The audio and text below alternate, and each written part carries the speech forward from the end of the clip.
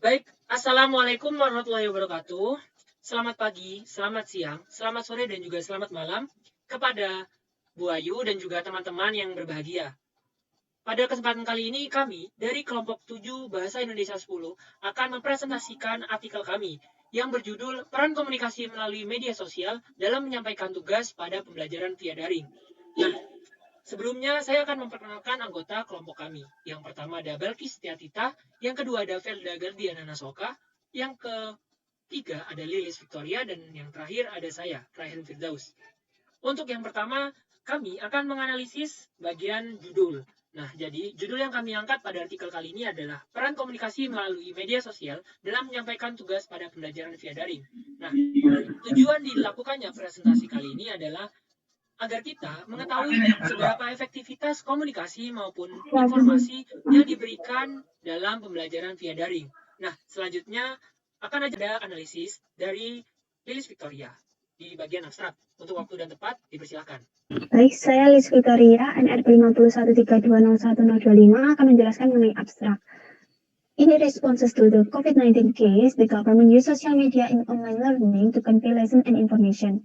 Besides being effective, social media is also a barrier for students to focus on learning.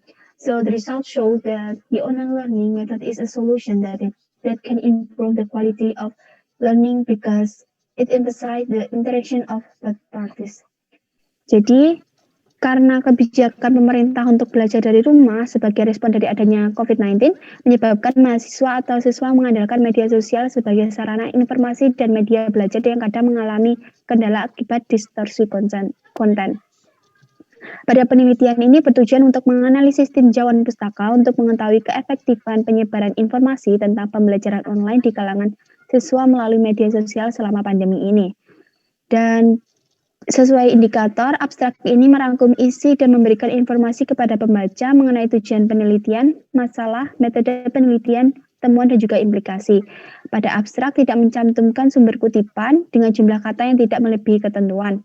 Dan pada abstrak tidak terdapat kesalahan bahasa. Baik, terima kasih. Baik, terima kasih kepada Lilis. Untuk selanjutnya akan ada analisis di bagian pendahuluan. Nah, untuk pendahuluan kepada Belkis, waktu dan tempat dipersilakan.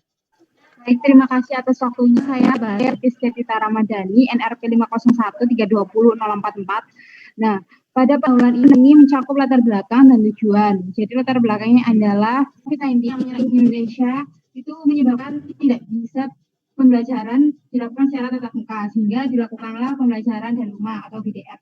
Nah, sosial media sebagai salah satu sarana penghubung antara sekolah dan murid menjadi krusial perannya, dan kami ingin mengkaji tentang efektivitas media sosial di masa pandemi ini.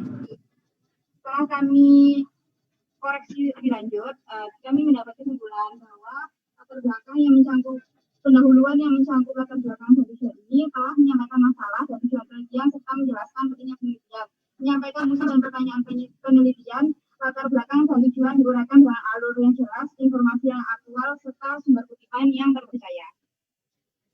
Baik, terima kasih kepada Balkis. Untuk selanjutnya akan ada pembahasan maupun analisis dari tinjauan pustaka yang akan saya jelaskan. Jadi, pada artikel kita kali ini, tinjauan pustaka ini diperlukan pada bagian efektivitas. Jadi, efektivitas itu adalah tolak ukur seberapa baik suatu pekerjaan dilakukan. Artinya, suatu pekerjaan dianggap efektif jika diselesaikan sesuai dengan perencanaan, baik waktu, biaya, maupun mutunya. Nah, jadi, di sebuah tinjauan pustaka ini, efektivitas sangat penting perannya pada informasi maupun komunikasi pada pembelajaran via daring. Nah, di tinjauan pustaka, kita bisa lihat ini sudah memberikan konteks penelitian dengan menampilkan beberapa penelitian sebelumnya dan juga dengan topik yang relevan dan juga terkini. Di tinjauan pustaka juga sudah mengidentifikasi sejauh mana kontribusi yang diberikan oleh penelitian sebelumnya, dan pastinya ini adalah penelitian yang paling terbaru yang kami sajikan.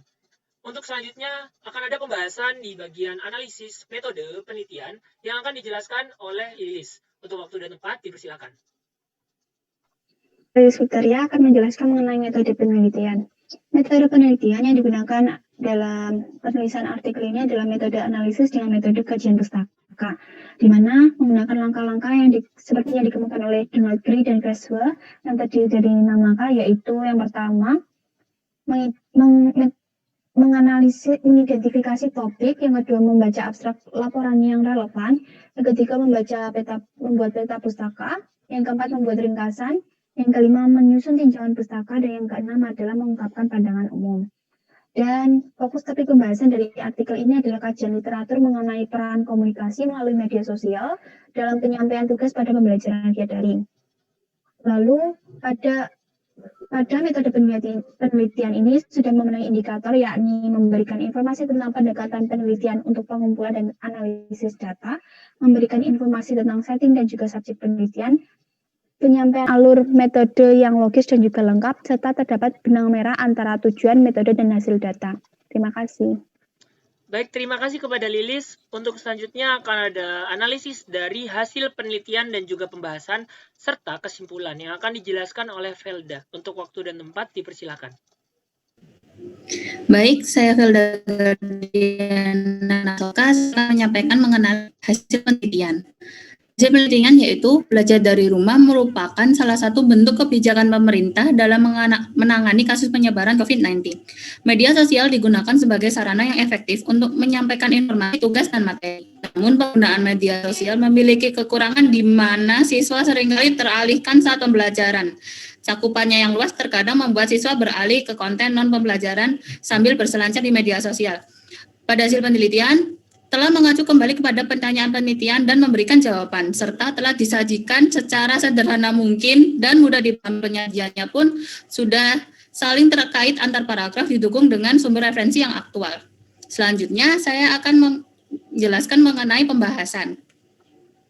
Dari hasil tinjauan, menunjukkan bahwa metode pembelajaran online merupakan solusi yang dapat memudahkan siswa dalam meningkatkan kualitas pembelajaran karena online mengedepankan interaksi kedua belah pihak.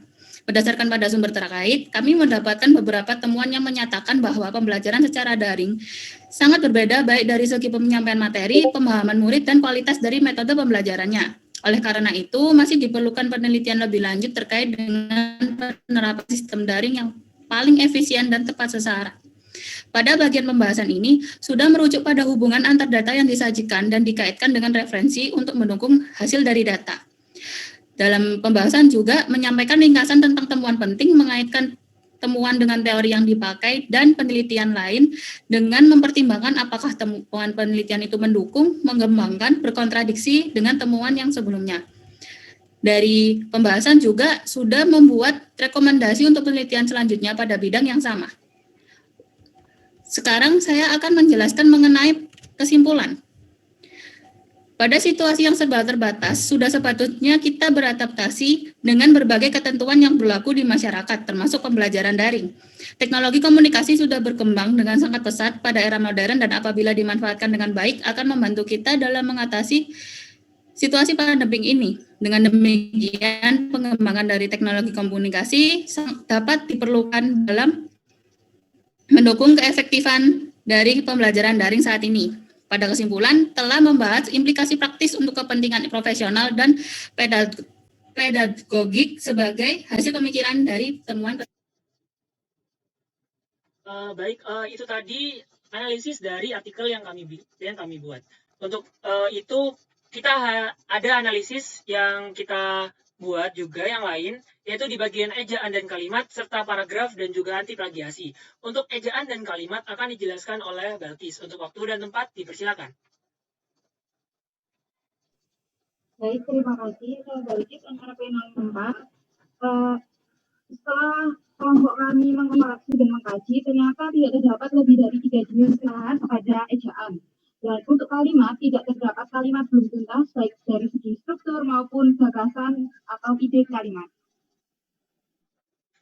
Baik, untuk selanjutnya akan ada penjelasan mengenai paragraf dan juga anti plagiasi yang akan dijelaskan oleh Lilis. Waktu dan tempat dipersilakan. Baik, saya Lilis Victoria akan menjelaskan indikator mengenai paragraf dan juga anti plagiasi. Setelah kami teliti, pada bagian paragraf tidak terdapat paragraf dengan satu kalimat dan juga hubungan antara paragraf itu sendiri padu dan juga utuh. Sedangkan pada bagian anti plagiasi terdapat sumber rujukan pada setiap kutipan dan jumlah sumber kutipan dalam teks itu sama dengan jumlah kutip dan dengan jumlah pustaka dalam daftar pustaka. Dan cara penyusunan sumber kutipan itu sendiri sudah sesuai dan benar sesuai dengan tema JSA. Baik, terima kasih untuk waktunya. Ini dia presentasi dari kelompok kami, kurang lebihnya mohon maaf. Terima kasih. Wassalamualaikum warahmatullahi wabarakatuh.